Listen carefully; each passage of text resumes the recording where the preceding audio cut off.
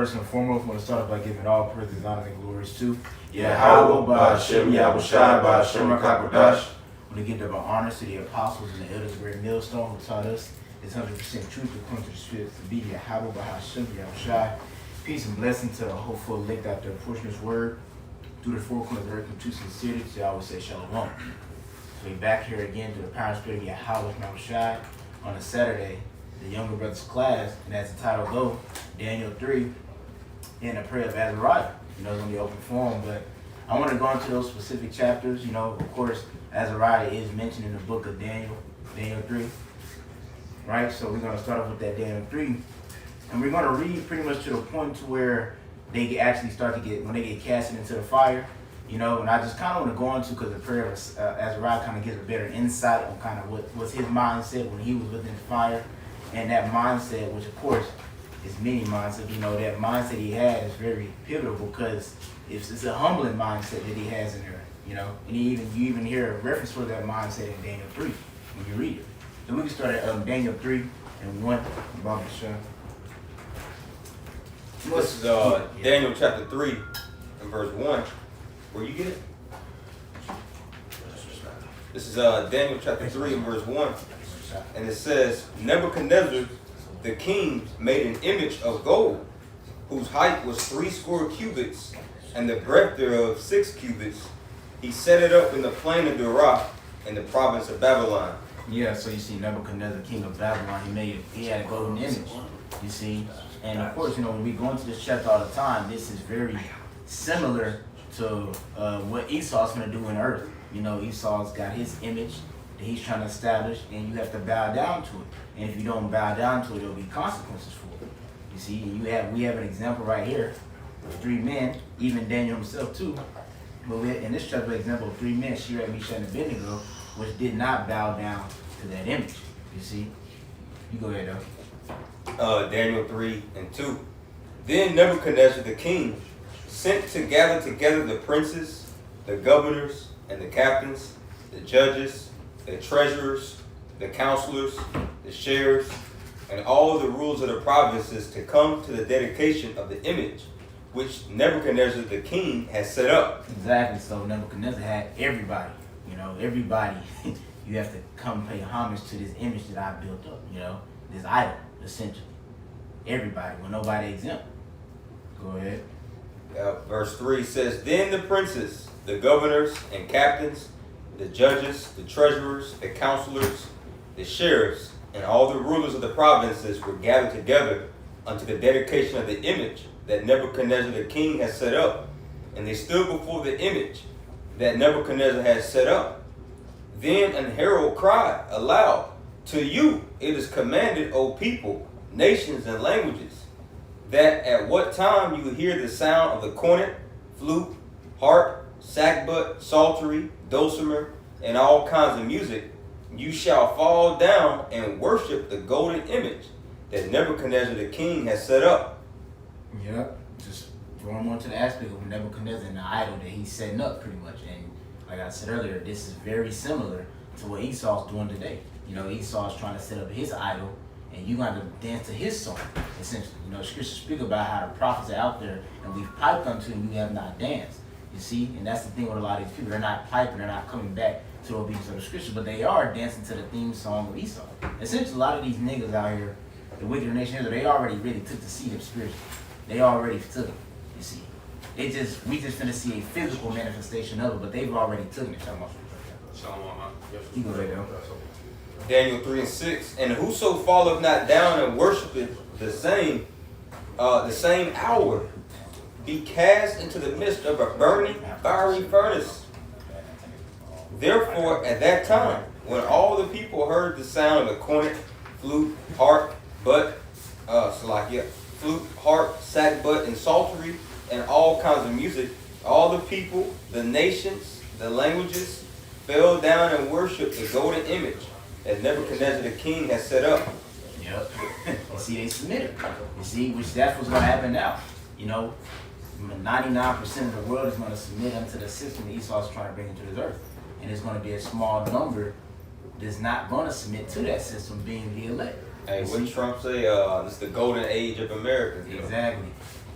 see, like the premier, he said it's the golden age of America. Here Nebuchadnezzar, the golden image. You see, so you see the similarities.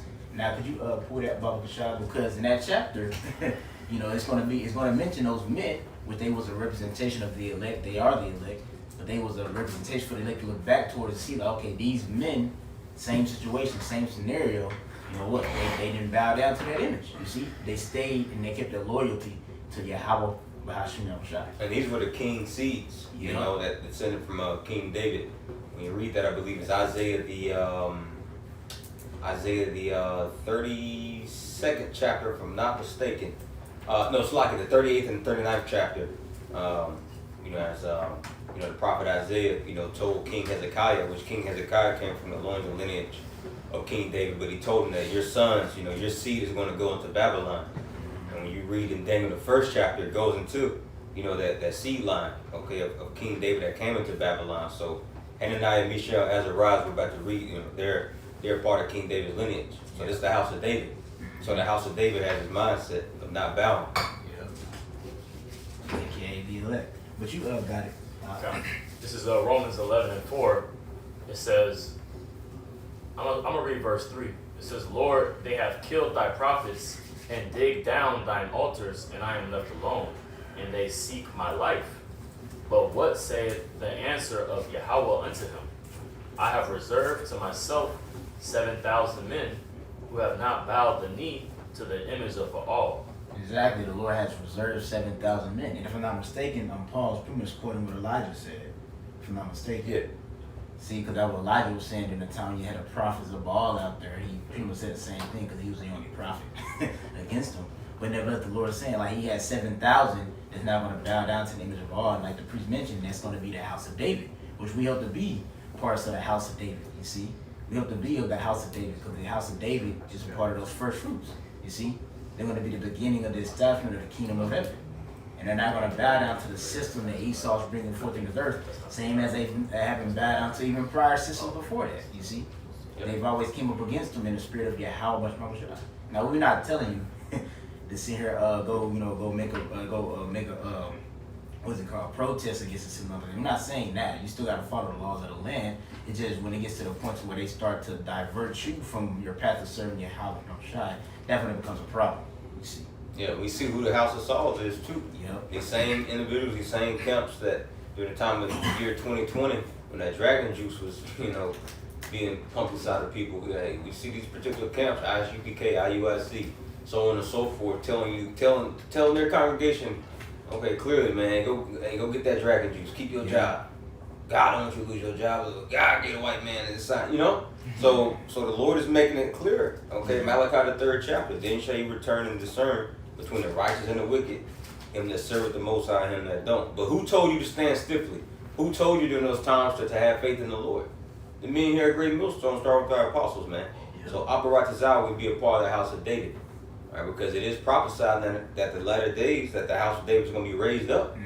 So it's your job as a believer to discern, to try the spirits, to see who's actually following, the scriptures to a T like that, man. Yep. Especially being the fact that you see the things Esau doing in earth, man. We're at the point where he's finna establish a system. So that lets you know for sure that the house of David is here, like you said. But you, wait, let him finish this. Okay. But you get your point, though. You get your point.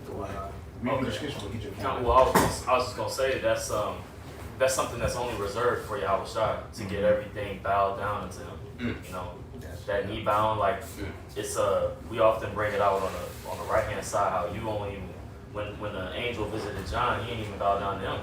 So how much more Yahweh Shai? But these niggas is bowing down already, like you said, that example with the dragon juice. Yeah. And here that's about to be soon prophesied as them bowing down to the MOTB.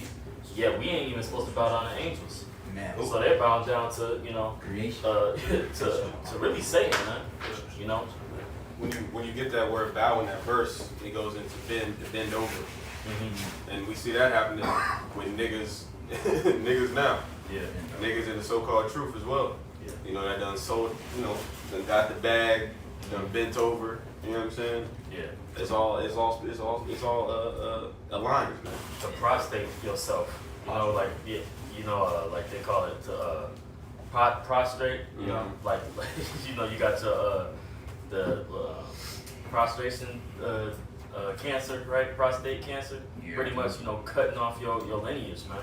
Mm. It's what you do when you bow.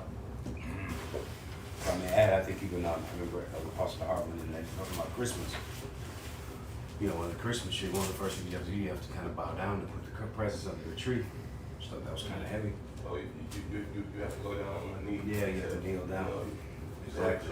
So you basically giving over to an idol. Yeah, were you putting it or you receiving it? You Yeah. put the gifts down there, you get it from there. Yeah. Yeah, I got Matthew 16. Oh, was it more of Well, he gonna reread the precept, but you get your point Okay. though. Yeah. Don't reread it. You go and get yours though. Okay, yeah, I want to go into that point that Brother Oswald was making about how these other councils tell their congregation, yeah, go get the dragon juice, yeah, do this, do that. Certain things that we're clearly not supposed to be doing here. Matthew chapter 16 and verse 25. It says, for whosoever will save his life shall lose it. So ultimately, by them going and getting that juice, which that wasn't the exact MOTB, that is on the scene and that's coming as mandatory. All right, so by them saving their life, all right, all scared and shit, and then they falling into that snare that Esau's laying before them, then they're gonna be destroyed in it because Yahweh Shai is not gonna reward them with salvation when he comes. That's what they don't understand. You being in league with this world, all right, that puts you with enmity with the Father. Oh, you want to say? Well, nah. So a lot of people that accept that dragon juice, they are losing their lives. Right? Yeah. They are losing their lives Facts. to it. Yeah. Because they had not faith in Yahweh Shai. And it's going to be the same thing whenever the MOTB hit. Having those boisterous swords and all that, but they're going to lose their life, which they already did spiritually. Right. So, And like you said, that the scripture say, what shall a man gain? A man gain the whole world but lose his own soul. Yep. You see, so that's essentially what a lot of people gonna do. They're gonna try to gain the world, gain these particular things that they have on the side that Esau's already taken away, and they really have nothing. And they're gonna do about by taking a seat, bowing down to the image. And what did Klaus Schwab say? He says that you will own nothing and you will love it, right?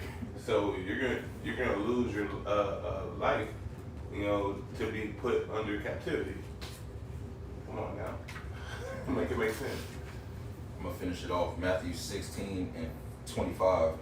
For whosoever will save his life shall lose it, and whosoever will lose his life for my sake shall find it. So the ones that are standing stiffly for the names of Yahweh Bashim Al-Shai, that have that true, sincere faith and truly and sincerely fear Yahweh Bashim Al-Shai, they know not to take, all right, that juice for one, but of course the MOTB, that Revelation 13:16. And a lot of people, they're going to be put in that situation. Esau going to snatch up the food. It's going to be perilous times out here. All right, and they're going to be like, well, shit, I ain't got nothing else. It's just the only way out. And they're going to fold, and that's just going to be the end of them. While the elect, they're going to let go of this whole life. And they're going to say, well, to hell with you and your Dorito chip, And then Yahweh Shai is still going to save them, man. And the ones that do got to be martyrs, the ones that do got to go into the spiritual realm, they got to go to sleep, they're going to be raised up first. Yeah. I want to pull a quick scripture for you real quick because you mentioned the perilous time, right? So the brother gonna pull it real quick. 2 Timothy 3:1. Yeah. Read verse 2 also, but 2 Timothy 3:1. That brother gonna speak up just a little bit. Mm-hmm. Yeah, come on, man. Think of 2 Timothy 3:1. This know also that in the last days perilous times shall come.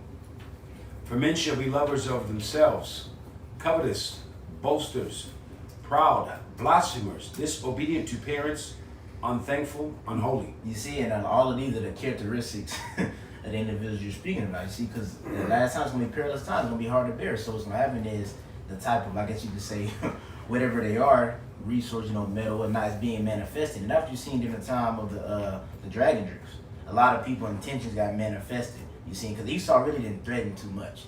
He kind of gave it over to a lot of the jobs. He said that if your job told you, hey, you can't work here unless you got dragon juice, right, then yeah, but a lot of jobs don't really do that. And some jobs can care, and then, when it comes to Jake, they let her find all these little loopholes in the system, but when it came to the dragon juice, it was no loophole. Which we know people was over there doing particular things, having fake tests and things, whatever, but it shows you that a lot of people's mindset in that time period, they was ready to submit. So when Esau brings his when he brings his system, when he brings in the seed, that's the mindset they're gonna be, and they're gonna be ready to submit. They've already been ready to submit back in 2020. You see? Hey, Bubba Shop, I can add because that's the spirit that you brought this scripture out, 2 Timothy, the 3rd chapter. You know, in the last days, perilous times, you know, cover this book. Because when you read the book of Wisdom Solomon, the 14th chapter, and it speaks about idolatry, those are all the same fruits and the byproduct of what happens, you know, when a society is given over to idolatry. So that's why you saw that degradation, you know, moral degradation in the time of the dragon juice, and even right now. Because this is ultimately an idol that Esau's setting up. Even when you get that word mark in the Greek, you know, charagma, but when you look in one of the definitions, it says a sculptor's idol, roughly paraphrasing. So this is the results of idolatry. You know, and if I may add, that's what Esau wants to put inside of you. You know, that idol worship. You know. Yeah, because if he put it inside you, he gonna have that full control. Right now, people got cash; they can do certain things. You can be on the run, but when you got that thing inside you, ain't no running, ain't no nothing. Yeah. That's it. Full control. You're the full. They already call you cattle, Yep. but you're gonna be literally cattle for real.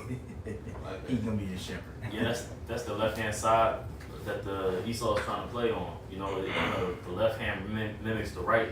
How the Lord is gonna put our laws his laws into our hearts. Right. Esau putting the laws of this world into their hearts. Right. That's why you've seen a few years ago, what was it, like 2022, when those stones broke. Yeah. Somebody blew it up. Yeah, Georgia Guidestones. They blew them up because those laws, that population control, all those plays, keeping the world's population on, you know, at a minimum.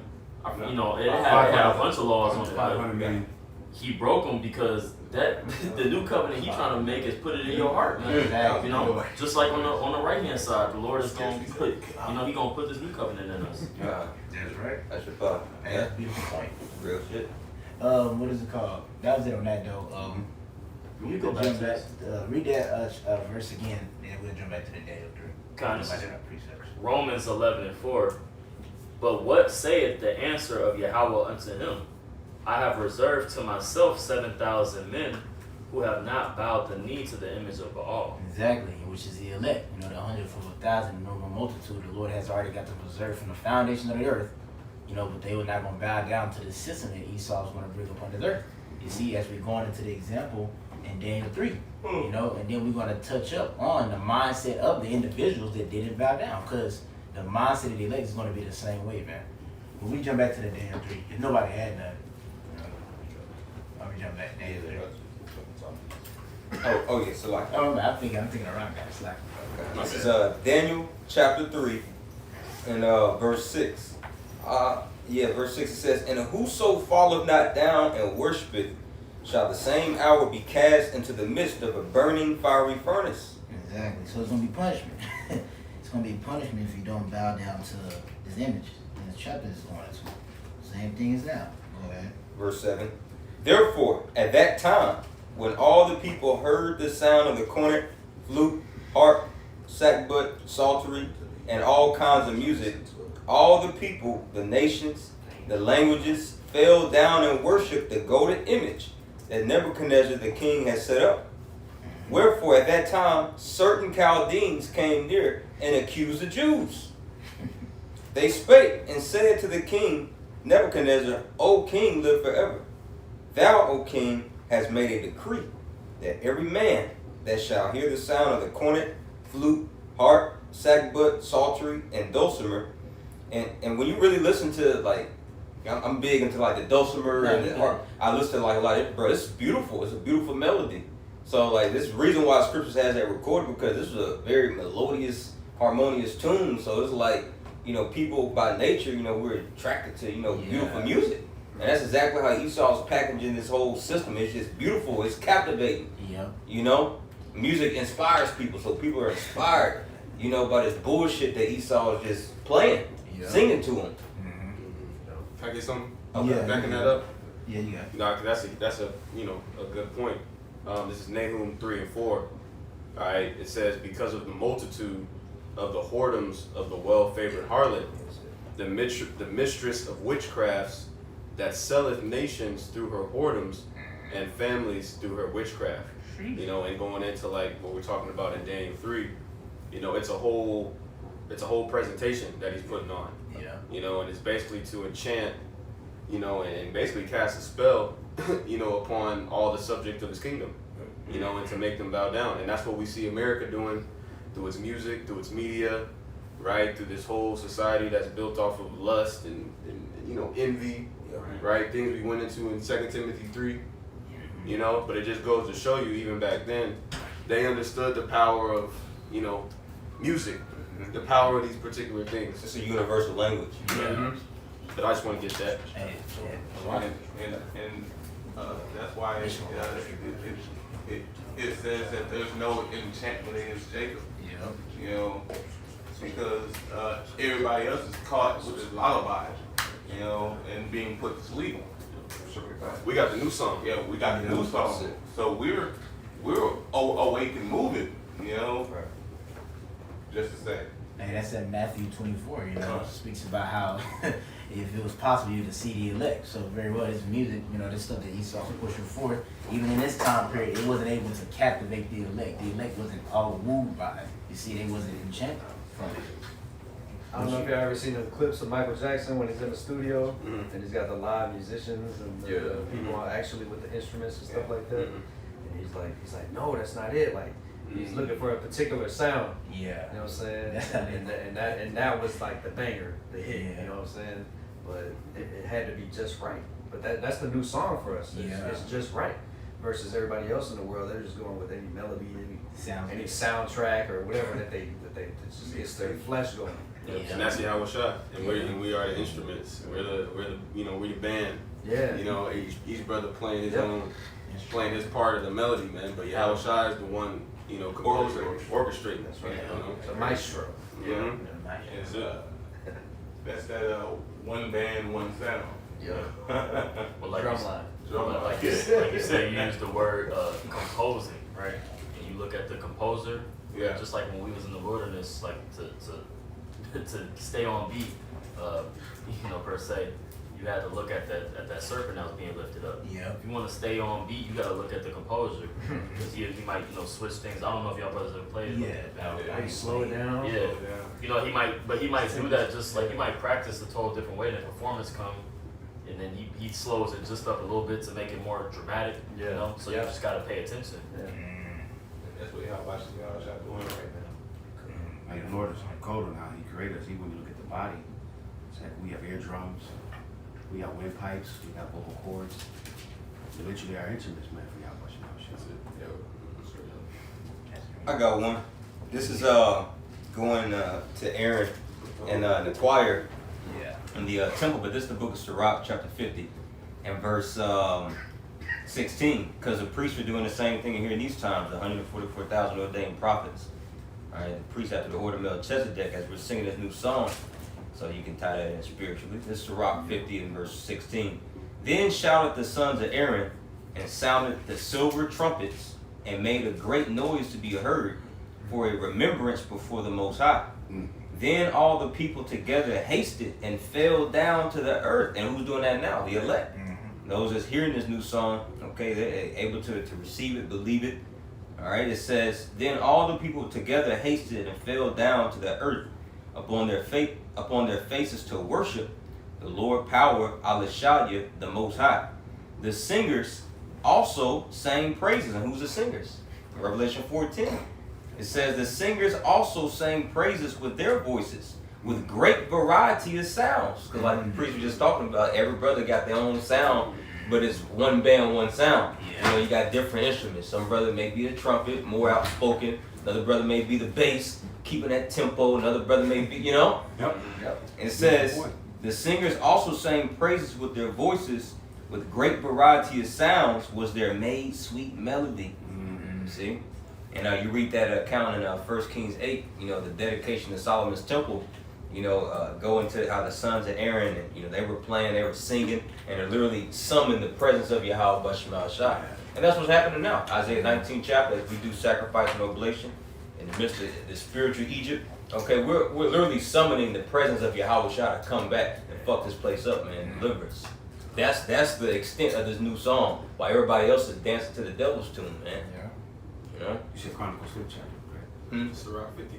Sirach Yeah, that was Sirach. No, you was referring to when Yahushua came down off the chariot, or came down. That's First Kings 8, yeah. Right, oh, okay. Yeah, and That's and also Second and Chronicles Chronicles, 7. yeah, Yeah. yeah. Mhm. And like Sure said, giving no rest to make Jerusalem praise in the earth. Yep. Yep.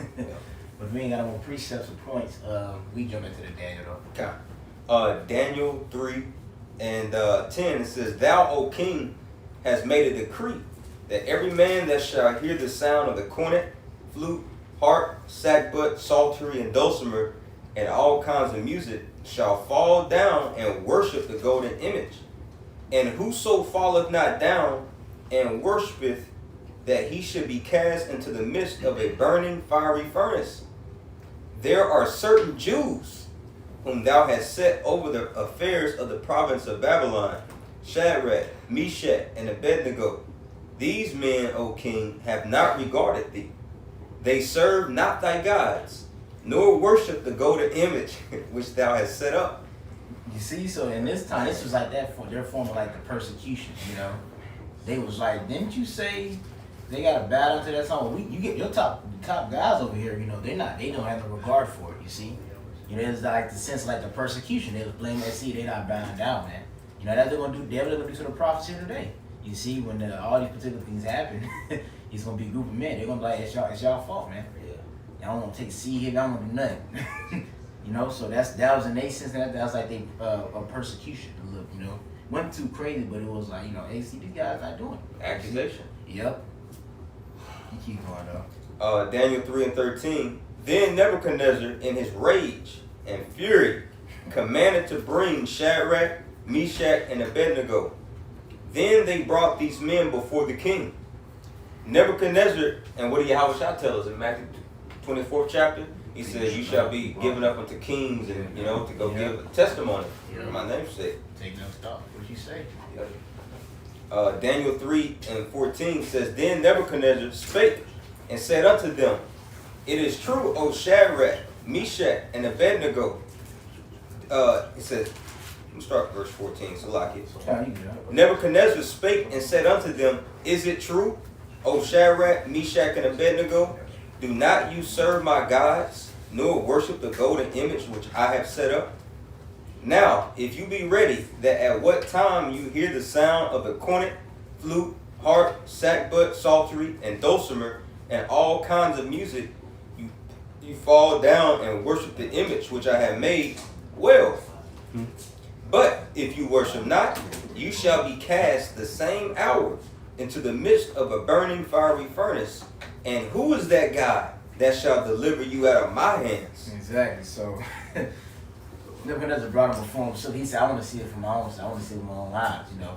He heard the disrespect. He's like, let me make sure I ain't tripping. Let's bring him before me. Let me see it with my eyes. Like the priest mentioned, how the prophets today, they're going to be brought before kings and priests, you know, things like that. But the Lord is going to give us what to say in that hour, you see. So can you put a Wisdom of Solomon real quick? If I may add too, bro, because that's a very pivotal moment within that chapter.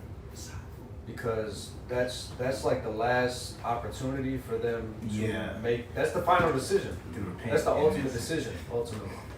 You know, and in that moment, just thinking of yourself, like being in that moment, we just hope that the Lord had that same spirit upon us. Yeah. You know what I'm saying? So that's a very pivotal moment, because that's like, it's one thing to defy something, you know, like how we're ultimately committing treason against Esau right now. It's sitting in the comfort of this living room, air conditioning, fan, lights, right? But it's another thing to commit that level of defiance, well in the face of, like, if you, like, pretty much that final decision, that path being laid out before you. You know what I'm saying? So that's heavy. Hey, like That's the ultimate decision. Yeah, like you see that. I mean, you see they might make like comedy in a movie, nigga talking shit behind somebody's back, you know. But then when they like, so what was all that stuff he was talking about? Oh, dude, and now he in front of the nigga. He's Stuttering and shit, man, you know how fucking them out. You know they fold. You see, so like you said, that's a very pivotal point, because like I said, it's one thing, you know, be out on the highways and byways. You know, you gonna die. You saw we talking through the camera screen, but this Esau gonna be sitting here we gonna be right in his face. He's something like, With his you know, point at judges, the his guillotine. bars, his- Exactly. Yeah. He gonna probably, you know, who knows, you know. We just, like you said, we just pray that the Lord has that See it, spirit we upon gonna us. be in that moment. Exactly. You know what I'm saying? Exactly. Shadrach, Meshach, and Abednego in that moment, the spirit was on them. Yep. You know what I'm If I saying? may ask, you know, when in that moment, because you know there'll be certain of us brothers that'll be in that situation. All right, bro, just whatever precept come to mind. What's the first precept that will come to your mind in that moment? You think about that. I got Strive for First Peter 4:12. Fiery trial. Fire trial. Yeah. Okay. Mine was just I was just because I was thinking about that. You got to really put yourself there. Yeah, I Think about that. Sirach 2:10. Yeah. We were called upon the Lord and was Yep. confounded. Yeah. Yeah. I was thinking, strive for the truth unto death, and the Man. Lord shall fight for thee. These are our weapons. Yeah. These are weapons in that moment. It was heavy what you said, bro. Being put in that moment, like, you just have to hope that the Lord gonna do what was written. Yeah. So automatically we gonna snap into a Slim Jim on the precepts, and that right there is our power, bro. Yeah. That's it. Yeah. Beautiful. Hey, that's all we have to hold fast to his word. Yeah. You know what I'm saying? The Lord, he gave a command. He said, you do these particular things, I'm gonna be there. So that's all we can do in that time is hold fast. What the Lord said, these particular things. Say it, bro. And you can hold fast to that That's word, it, bro. That's He a all. liar, bro. Hey, and if the Lord, as we gonna continue reading, hey, and if the Lord do let it be so, then fuck it. Right. You gonna be raised up. Yeah. Because that's gonna happen as well. Yep. The Lord gonna Yes, be sir. delivering people out of even that, that situation. But hey, some people is gonna have to ride it all the way out. That's it. And hey, the Lord is gonna have the spirit on you, you know, where you gonna be able to take it. Yeah. That's it. What, you know, guillotine, whatever. You gonna take it. The Yes, Lord, sir. the Lord is gonna be with His men, and you gotta know that. It can't be no, I might be. Nah, you just gotta know the Lord Yeah. is with me, cause you Yeah. can't be in there thinking in your mind, damn, you before Trump, and you like, damn, I'm in there. He like, you ain't even no man of the Lord. You like, damn, man, damn. Yeah. You can't know, bro. You gotta be fully persuaded in your mind. Yeah. You gotta have an immense amount of faith. Yeah. That's why we tapping into that now. We preparing for that now. Right now. There you go, bro. I got a precept. Yeah, you get your precept. I just got the one that I just said. 1 Peter 4:12. It says, "Beloved, think it not strange concerning the fiery trial which is to try you." And that's another thing too. Death by fire, like the situation we're reading about in Daniel 3. Death by fire. You know what I'm saying? Terrifying. That's that really taps into that carnal fear of death. You know, so for them to conquer that shows you the level of, fortitude and faith that they had. But it says, 1 Peter 4:12, it says, "Beloved, think it not strange concerning the fiery trial which is to try you, as some strange thing happened unto you." And that's the reason why we go into these precepts, over and over and over again. Because when brothers are put in that situation, your first thought is going to be like, well, this is what we've been preaching. You know what I'm saying? Yeah. It ain't going to be it's going to be different for these other guys You're right. who've been diminishing, the word, not really going into it. They going to be the ones that are really condemned in the spirit. Yeah. Yeah. But verse 13, They like you, like you make a point, like you saying that, because they're gonna realize that carnal strength they thought they had is gonna be null and void. You see, you put in a situation like that, like you're saying, we have the unbelievable to think about. We had that optimistic mindset. We get put in these certain situations. The Lord's prepping us for it, like you said. That's how we can conquer the mindset of dying by death. The Lord said that. I mean, look at Stephen. Stephen was being stoned to death pretty much, but he didn't he literally looked up getting stoned. Like, if you kind of just look at that, if you set a person down, you throwing boulders at their ass and they standing still, it's like shit. That's scared individual throwing stones at him. And he was looking at the glory of the Lord. Yeah. He looked up and he was seeing the Lord. Man, that was a beautiful point you made, Rock, about these other counts, man. Like Jake, that's in these debate spirits, bro. Yeah. When you literally faced with that ultimatum the preacher Paul was just talking about, and this whole time in this grace period, okay, you woke up to know you're Israelite, and you was in that debate spirit. What the fuck? How's that going to edify? How's that going to help you in that time? Even debate. Or you got caught up in all these gimmicks with IUIC, see a million niggas marching up and down the street. How the fuck is that going to help me when I'm literally, in the heat of the battle, bro? I just remember some niggas shutting down traffic. Right. You know what I mean? The only thing that is gonna help you in that day, being faith-based. That's it. Faith is the only thing you're gonna have when it's all said and done. Got it. And what do they call us? Faith-based Israelites. That's right. Thou sayest. That's why I said it. Shop if I can, like, because what you brought up with Stephanie, I just want to read this because I asked chat was Stephen in pain when he was being stoned. It says the text does not explicitly say whether Stephen was physically felt pain from a human standpoint. Being stoned normally caused great suffering, but Scripture emphasizes something different. His vision of Yahweh Shah and his prayer and his prayerful, peaceful spirit. Many interpreters believe his Holy Spirit gave Stephen supernatural comfort, or even dulled the pain, because instead of crying out in agony, he focused on forgiving his killers and seeing the Yahweh Shah. Hey, do not the scriptures say, my righteous shall feel no torment? There you go. Man, you see, so like that's, you know, and you know, you got these particular things, these scary ass movies, whatever. You saw be bugging Jake out. Oh shit, did you see Paranormal? Like the Lord, hey, no torment shall touch us. So you gotta believe His words. You know, it's gonna go back to your faith. Like you believe what the King said. Scripture say, where the word of a king is their power. We believe that, and we looking at it in the street. We should have been. They believe it, but. Barbershop, if I may, bro, because on that point, even if the, you know, because even if you do feel it, you know what I'm saying? Even if there is pain, like, I believe, you know, through the Spirit, the Lord is going to put a spirit on us, man. Like Apostle Rakabi saying, you gotta fuck the heat. You know? Even if it is pain, it's like, yo, you gotta embrace that shit. Yeah. You gonna have no choice but to embrace it. And in a lot of cultures, like, when you look into, you know, like gates of passage or rites of passage for boys to become the men, they would purposely put boys through painful experiences, because a lot of times pain is the door. It's really what teaches you. You know what I mean? Just wanted to make that point. Yeah. I got the precept to back everything that you've been saying up. Yeah. Because when Stephen looked up, the scripture says in Acts 7:55, but he, being full of the Holy Spirit, looked up steadfastly into heaven and saw the glory of God and Yahweh Shah standing in the right hand of the Most High. You know, but just backing up, he was in the Spirit when that took place. Yeah. Can I pull a precept? Yeah, you got yours a lot. This is Wisdom of Solomon, chapter 3, verse 1. It says, "For the souls of the righteous are in the hands of Yahweh Shai, and there shall no torment touch them."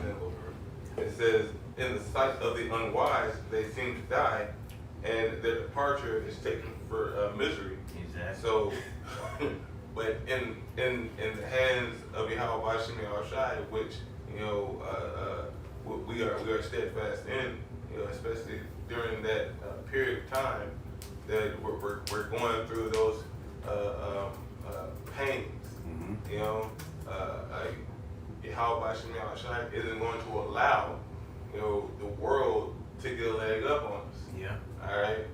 And you know, like you're saying, that verse tell you how the side of it is going to be bad. It said the departure was misery compared to the carnal eye. Yeah. You see, so the carnal eye getting beheaded is going to be misery. Oh shit. I'll finish that out. It says, "And their goings from us to be utter destruction, but they are at peace." Yeah. Or like it, but they are in peace. Let's go.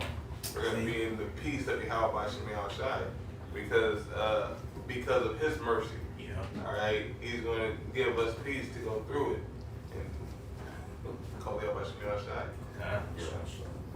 All deliverance is painful. Like a baby, like a woman giving birth, you know.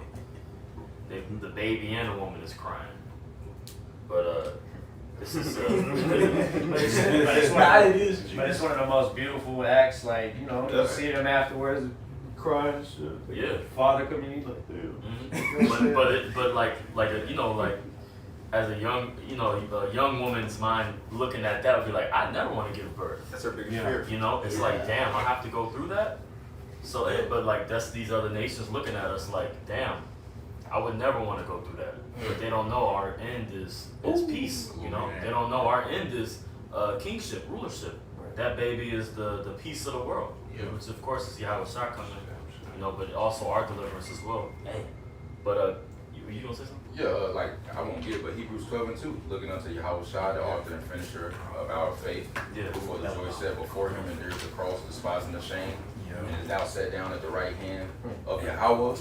So Yahweh Shah went through the worst of the worst. Yeah, I was like, you didn't need to put that. That was my favorite, the whole thing. But nah, hey. Nah, but even that, going through it, Yahushua looked forward to something. He wasn't just getting whipped, just damn. Nah, man, it was for a purpose. So we're suffering for a purpose. The outside looking in, they don't see that purpose because they can't even understand it anyway. That gift wasn't given to them, the gift of faith. So you going through your hell, you going through whatever with that mindset of I'm doing this for a particular reason, and ultimately to get the kingdom. They just looking like, damn, you just suffer, you just going through it. Like, what the fuck, you crazy? You crazy as hell. Curse the Most High and die. That's what they thinking. So you gotta keep that in mind to what are you looking for? The same thing that Yahushua was looking forward to. The kingdom, bro. Hey, can I get this one precept from Allah? Yeah, You can break it down, bro, because everything you said through the Spirit is right in. Isaiah 66 and verse 7 in the NLT. Points in verse 9. Well, really, all 3 verses. It says, before the birth pains even begin, Jerusalem gives birth to a son. Who has ever seen anything as strange as this? Who ever heard of such a thing? Has a nation ever been born in a single day? Has a country ever come forth in a mere moment? But by the time Jerusalem's birth pains begin, her children will be born. Would I ever bring this nation to the point of birth and then not deliver it? Asked the Lord. No. He says, no, I would never keep this nation from being born, says your power. Beautiful, bro. Wow. Yeah, what much more is there to say? The Lord is going to make do with His promise, man. You know, the Lord had us go through this to build us up and to nourish us, but we got to be delivered, so we got to go through labor. You know. Whenever you ever seen a pregnant woman just stay pregnant for the rest of her life, no, that shit coming out, well, not shit, but that baby coming out, somehow, some way. You know, so our case as a nation, so-called black, Hispanic, and Native Americans and Israelite foreigners, bro, listen, we gonna be delivered, starting with the elect. That's right. This baby gotta come on out. Deliverance is coming, bro. Birth pains is here. Time is short because, hey, the water's already broke. Right. The knowledge has already been let out. Ooh. You know, the highway has been made manifest. She pervertedly dilating right now. Crowning. Crowning. And I don't know, you know, I can't speak to, I know maybe some brothers who've seen, you know, childbirth. Yeah. But, you know, obviously it's a painful experience. But it comes to the point to where the woman, she has to accept the pain and she has to take the instruction of the doctor, you know, like the doctor telling her to put, you know what I'm saying? Push. You know what I'm saying? I had something real quick I wanted to read. I know you want to get back to it. Yeah, you got it. This is It's like Baba shot. It's like, bro. But as we on it, hey, could you imagine it? Man, it's that spirit, bro. Cause when a woman is, you know, delivering that baby, what comes out? Okay, you mentioned that water breaking. You got water and blood. Now, when Yahushua was pierced by that Roman centurion, what came out? Water and blood. You know? Come on, bro. You got it. I'm gonna read this real quick. This is on verywellmind.com because this is like a therapeutic, like this is what like, you know, therapists tell like clients. Something that helps. This is a term that they actually use. It's called radical acceptance. It says radical acceptance can be defined as the ability to accept situations that are outside of your control without judging them, which reduces the suffering they cause.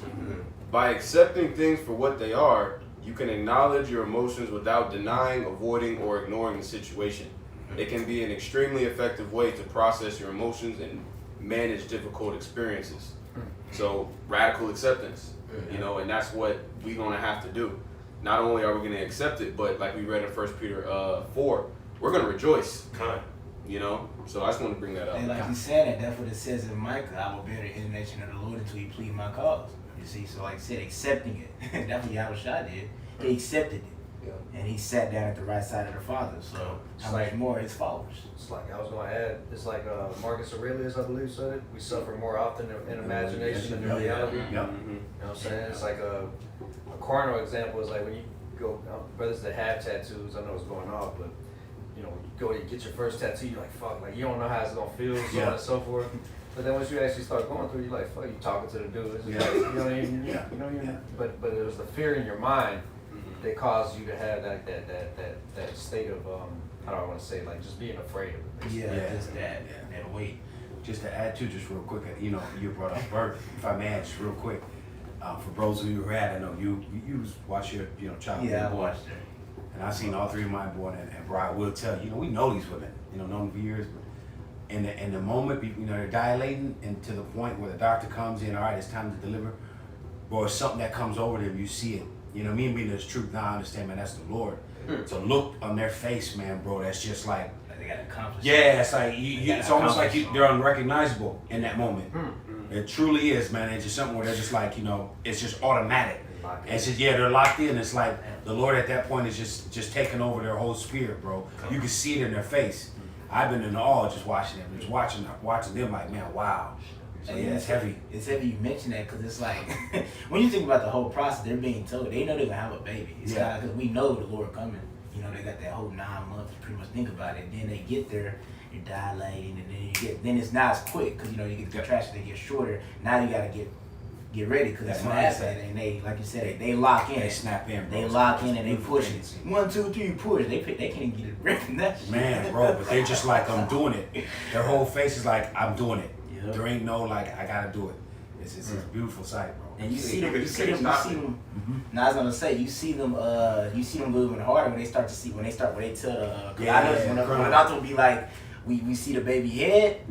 Boy, that's when they really lock in, and we see the baby head, like we see the prophecies happen. Yeah, bro. We like, oh shit, we gotta we see it happen. And they just honed in, bro. Yeah, it's an amazing thing to see, bro. But what does Esau give you? He gives you C-sections. Yeah. What's that numbing cream? Epidurals. Yeah, epidurals. See, he wants to try to numb everything. Yep. See, but Yahushua like, no, you're going to do this the hard route. Exactly. Esau, this C-hip is the way out. At least it appears to be. Yep. Yeah, because that epidural, what it's doing is lullabying Jake back to sleep. It's like, nah, man, you ain't gonna feel no pain. Jacob's trouble isn't gonna happen. Exactly. Hey, here we are. And those needles are dangerous too, bro. This doctor, just on the side note, he put the epidural needle in my woman's back, man, and had a call and left the room with the needle in her back. That's crazy. When I talk about I snapped on this dude, man, he left the room. Needle in her back. Any little. They can go paralyzed. Yeah, bro. Yeah. I couldn't Wow. believe that, bro. This fucking devil left the room, bro, with the needle in her back, man. Medical error, like the #1 cause of death, if I'm not mistaken. He was It's an up evil there. motherfucker, man. He Medical knew he was error. bringing in the Jake. He was just a wicked motherfucker, Yeah, man. that shit. That gonna fuck you up. Yeah, bro. I'll never forget that, bro. And that's something that the Lord promised Eve. Hey, the childbirth, you gonna feel that pain. Yeah, exactly. So who the fuck are we to try to, go somewhere else, go to Esau for alleviation? We gotta feel this pain as we deliver. Right. That's right, bro. You get your freestyle because I know you never got it, so I got you. It's still ties in. Yeah. This is Psalms 31 and 23. O love of the Lord, or it says Psalms 31 and 23. O love the Lord Yahweh, all ye saints, for the Lord preserveth the faithful, and plentiful rewardeth the proud doer.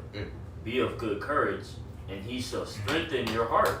All ye that hope in Yahweh by Hashem Yahushua. Let's go, man. Now you got it. I was just gonna add on to the point that the Lord, like when we go through things, like He's strengthening our heart, like He's strengthening us up, through our trust though. So like it's a natural state that, almost an animalistic state, like that we'll get in, where it's just a survival mode, natural things where your body just it numbs out the pain. Like you have endorphins that get rushed to your body if you break a bone, things that can kind of hold back that pain, but like it's all relative on what you focused on. If you focused on the break, then it's gonna hurt more. If you focused on, not looking at it and keeping your mind centered on something else and just your breath work, right, then you'll be preserved from that pain. Yeah, that's facts. Cause when you look at that shit. Yeah, you start to rationalize. You start to try to fix the problem. Yeah. But we know that there's a problem that can't be fixed. It's something we're gonna have to go through. I got it. What is it? I know we on the. I know Tom getting. I want to get to a point in the script in the chapter real quick. So hold on, I preach it real quick. What scripture say? Through childbearing she shall be delivered. Yeah. But in the spirit, that's what you said. Yeah. I was like, my bad. No, that's what I was thinking. That's what you're Yeah. When you start talking about that. And but spiritually, who's that woman? The elect. Yeah, And Yahushua's woman. Man. So through childbearing, we got to. Yeah, exactly. Did you have a This precept? is cold, ain't it? Oh no. Oh, okay. What is it called? We'll get to the back to that Okay. and read some more. Daniel 3 and verse 14. Let's see. Now you read verse 15, so you're in verse 16 right now. Okay. Daniel 3 and 16. And this is Nebuchadnezzar speaking. He says, Shadrach, Meshach, and Abednego. Oh, Slaki, he says, Shadrach, Meshach, and Abednego answered and said to the king, O Nebuchadnezzar, we are not careful to answer thee in this matter. So they was like, in other words, they said, we don't give a damn how you feel. We finna tell you straight up. Right. They like, it's no easy way to tell somebody that I'm not gonna bow down to your bullshit. Like, there's no easy way to openly disrespect somebody and be like, no. So they just gonna like, we're gonna tell you straight up what it is, So we'll pull this real quick. God, this was Psalm 5, Psalm 1. Then shall the righteous man stand in great boldness before the face of such as afflicted him, and have made no account of his labors. Exactly, that's what you see happening. They standing in great boldness of the one, because the one's afflicted. They're in captivity under Babylon, under Nebuchadnezzar. And that's the same thing now. When we be brought before the king of this, we brought before Esau, we're going to stand in great boldness. The Lord's going to, we've been going into right, the Lord's going to put a certain type of spirit upon us, man. And we're going to stand in great boldness in the face of our enemies. You had a precept? Yeah, kind of just to maximize on that point that guys made, Wisdom of Solomon 4 and 15. It says, this the people saw, because this is Enoch. It says, this the people saw and understood it not, neither laid up in their minds that his grace and his mercy is with the saints, and he that hath respect unto his chosen. All right, because we're gonna look at Esau. Saying, nah, man, fuck this shit, man. Yeah. I would rather be with Yahweh Shemi Al-Shai than to be with you. And he's gonna be like, oh, like what? No. But in our minds, through the spirit of pride, Yahweh Shemi Al-Shai, we're casting off this world. God, Beautiful point. that was it on that order. Yeah, that's what that was that. You jump back to the Daniel Bubble show. Okay. Daniel 3 and 17 says, if it be so, our power, whom we serve, is able to deliver us from the burning fiery furnace. And if he will not deliver us out of thine hand, O king, but if not, be it known unto you, O king, that we will not serve thy gods, nor worship the golden image which thou hast set up. Exactly. So they was like, hey, we're not gonna bow down, but the Lord delivers not. It's like, fuck it, but we're not gonna we're not gonna renounce our loyalty to Yahweh Bashar Shah. And that's gonna be the mindset of the elect, man. They're gonna be in this captivity. We just mentioned, certain brothers will be martyrs. The scriptures speak about them, but they're not gonna renounce their loyalty to the Lord. Because at the end of the day, the Lord promised them immortality. He said he's gonna raise them up. You read about that. Paul said, can't nothing keep you from the love of the Lord. Not death, nothing. So the Lord gonna raise. We're not scared of death. Now, of course, your flesh is a natural, and your flesh is always gonna fear death. Might get a little cross, whatever. But we know the spirit. When the spirit kick in, it's not gonna faze us. Just like it did Stephen. He was being stoned to death. So it didn't faze him. You got a precept? Yeah, real quick before you got it, bro. Yeah. Revelation 12 and 11 NLT. It says, and they have defeated him by the blood of the Lamb and by their testimony, and they did not love their lives so much that they were afraid to die. Read that again, Bob. Yep, it says Revelation 12 verse 11 NLT. It says, and they have defeated him by the blood of the Lamb and by their testimony, and they did not love their lives so much that they were afraid to die. They defeated by the blood and the testimony. You see, the blood and the testimony. They had the mindset that is, hey, like Scripture say, we have not a continuous city here, but we seek one to come. So they didn't care about their life on this side. That's the thing with a lot of people. They fear death because of the things they have on this side. Which a lot of niggas don't have shit, but the things they have on this side. Right. You see, that's why Esau. That's why when brothers bring him up a lot. You got Peter Thiel.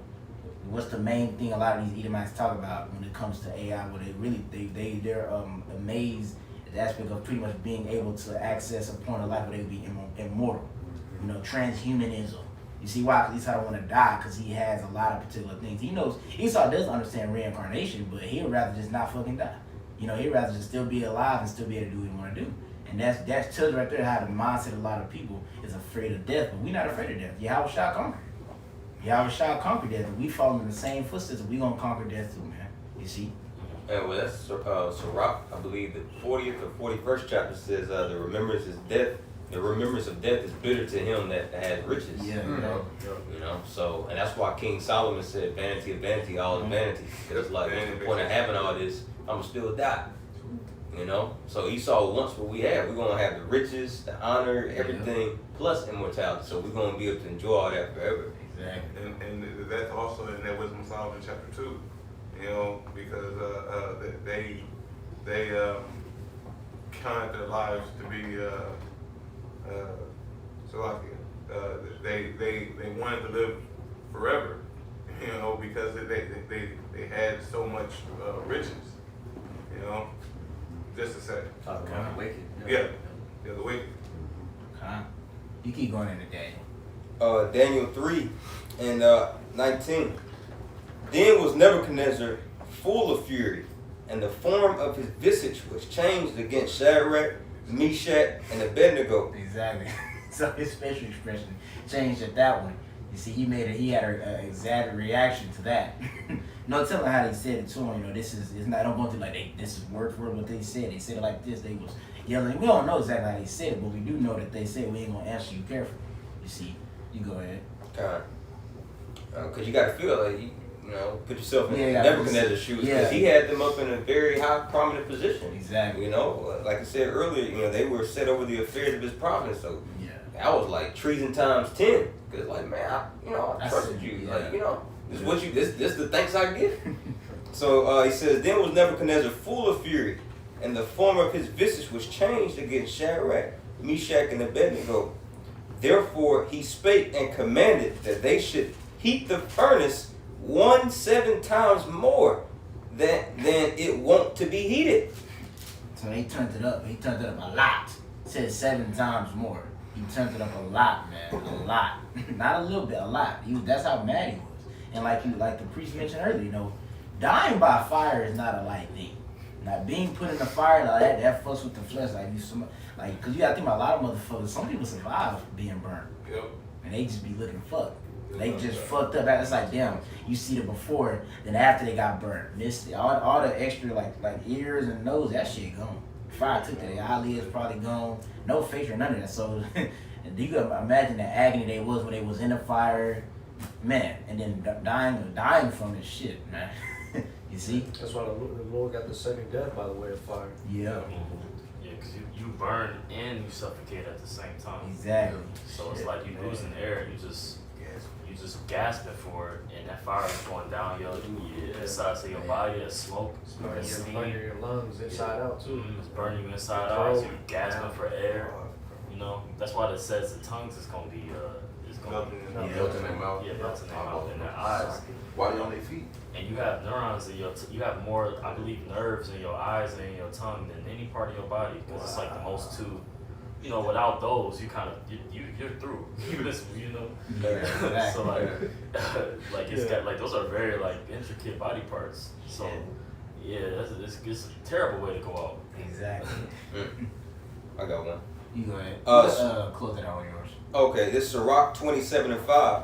The furnace proveth the potter's vessels. You know, Shadrach, Meshach, and Abednego. So No. You can. I cut you off. So you got it. Nah. All right, I'm reading again. Sirach 27 and 5. The furnace proveth the potter's vessels. All right, and you know, in the spirit, you know, we're likened unto vessels. You know, Lord's will, we're, you know, vessels fitted for mercy, you know, deliverance, you know, and that furnace that the Lord allowed Nebuchadnezzar to put Hananiah, Mishael, Azariah in, you know, it proved that they were elect men. Yeah. You know, they were that golden wedge of Ophir. Yeah. And like you're saying that makes you think about that Zechariah. You know, Lord, he really likes him on the gold and silver, and he said he's gonna bring him through the fire. Right. You see, so like you said, it showed like what type of metal. Cause look, that's all they're looking for. He's looking for the gold and silver. That's the elect, and that showed their mind, showed that their faith was gold and silver. You see, like, hey, you good. Because essentially, when you read the rest of it, which I do, I'll finish it. I read the lesson, and I get the song of the 3 holy children, because we didn't get to it. But essentially, you know, they got put in the fire, and nothing happened. You see, Because everybody want to talk about, I want to be close to the Lord. I want to be close to the Lord. But do you? Because Yeah. he's a consuming fire. Right. So the closer you get to the Lord, the more fire you're gonna feel. Yep. Either he's gonna burn you up, or you're only gonna get cleaner. You're only gonna get Exactly. more purified as you get closer to the Lord. Exactly. Because it's gonna take away that dross. Yep. You know. Exactly. Most people can't handle that. Yep. They can't handle that. You know, they feel a little heat and they want to, Ooh. you know, and the flesh, your flesh naturally wants to, you know, repel. And that's the mindset of I burned my, Hey, they I burned my thigh with the iron the other day. I was like, fuck. Mhm. It Yeah. bothered me for like 2 days. And you think about it, you see it day to day. I remember, I think Yada Cut made this point, but man, nigga can't go fucking an hour or fucking 10 minutes without a snack. Yeah. Like, you think about that, nigga. I'm at the job site. I'm sitting there pushing, cause I intermittent fasting. Like, I'm sitting there fasting from when I'm at work till like 12. Nigga, man, I gotta get a snack. And I'm like, damn, nigga, it's 9 o'clock in the morning. What you need a snack for? Right? Nigga, Stop I at a gotta gas get station. exactly. You gotta get a snack. Nigga, you just ate your breakfast. That's true. Tomorrow I gotta get a snack. Shit, nigga, they got a hell of snacks. It shows like these. Exactly. That's the little heat from the fire right there. To be disciplined not to eat at a certain time. A lot of niggas can't do that shit, man. Or you at the gym, because the gym I go to, you know, they got the sauna or whatnot. Yeah. And bro, niggas go in the sauna for like 2 minutes. Like, bro, Yeah. I'm over here 15 minutes in, I'm meditating, you know, motherfucker, you know, trying to open up the doors. Like, man, what the fuck you doing? I was on the same hey, checking. I don't know. Shit, man. You can't just sit there and feel it. Yeah. You gotta Yeah. just be able to sit there and feel that shit, bro. So we'll close that out on yours, Gabardo. You got it. Yeah, going into the point, actually, Mark chapter 14 and verse, I'll start at 22. It says, and they bring him unto the place Golgotha, which is being interpreted the place of a skull, which is where he was crucified. Verse 23 is the point. And they gave him to drink wine mingled with myrrh, but he received it not. So Yahushua rejected that, because that would alleviate some of the pain that he already had to, you know, he got to carry his cross. He got helped by, of course, a man. All right, but he, you know, he got flogged, he got slapped, all this crazy stuff, being up for days on end, all that. But Yahushua actually refused it. Yeah. But why? I just typed in on Google that precept and why he refused it, and it popped up an AI overview, because that's what happens now. They give you an AI overview. Yeah. And it says, Yahushua refused the wine mixed with myrrh offered to him at his crucifixion, primarily to embrace the fullness of the suffering appointed to him by Yahweh for the sake of humanity's redemption. And you think about that, imagine if somebody was purifying gold and they half-assed it. That shit ain't pure. So you see, if we want to be purified, we want to, get those new bodies, we can't half-ass, we can't not want to embrace the suffering. That's needed. We can't half-ass it. I was gonna say also, like when we was the Levitical priest was to offer up actual animal sacrifices, it wasn't none of that for the animal, like Exactly. to alleviate the pain. Like it Right. had to be pure. It had to be Right. a particular type of way. Exactly. It kind of goes after that, and I'm done. But I'll just read the rest of it. It says, he sought to be fully conscious and aware of the pain, fulfilling scripture, and ensuring his role as the perfect sacrifice for sins. Additionally, okay, well, yeah, that's the point. Hey, beautiful, man. Yeah. Hey, so we had a point. I mean, you can say the point. We're gonna close out. You can say the point. I was gonna say too, cause like with Yahushua, of course, he's the chief example of him fulfilling his name, which is Yahweh saves, or but like he earned that within his death. Yeah. And so did Stephen. Stephen's name means crown, but he earned that within his death. And a lot of men, they earned their names through their death in the scriptures. And just like the story which we read, when you read chapter 1, it goes into how Nebuchadnezzar, when they came into Babylon, their names was changed. They had to amalgamate themselves to that captivity, and they had to associate themselves with that, and it was all in an attempt to break them down. Yeah. So like in this walk, brothers have been given new names. We've received names, and we gotta fulfill those too. But it might just be through our death.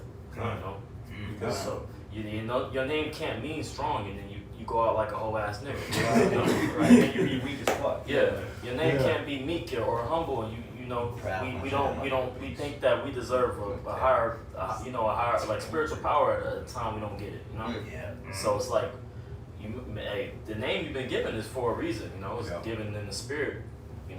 We was all born in the spirit. Yeah. So We gotta fulfill that too. Just meditate on that. If I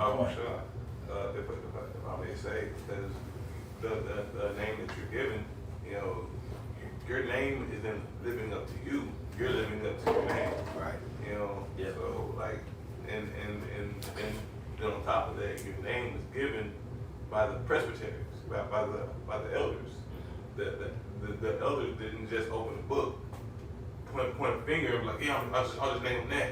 Nah, they did a diligent search. They each and every one of the brothers that got their names from the elders, you know, the elders sat on that. You know, like, how does this brother exemplify, you know, his walk? Yeah. You know, so like, you know, I'm just saying. Even a name from your parents, because the Lord said He knew us in our womb. So you might have a name, you might hit a double name. You know, it's like, damn, I gotta fulfill it, man. Yep, and beautiful points, man. Lord's will, sometimes I'll go into the prayer of Azariah to your holy children. But yeah, Lord, this is edifying to the power and spirit of Yahweh, Kamashad, exhorted you, I come to your brethren. We're gonna end up with saying, call Allah, Yahweh, Ba'ashem, Yahushua, Ba'ashem, HaKadosh. When they get to our honors to the apostles and the elders, great millstones, so y'all, we're gonna say shalom.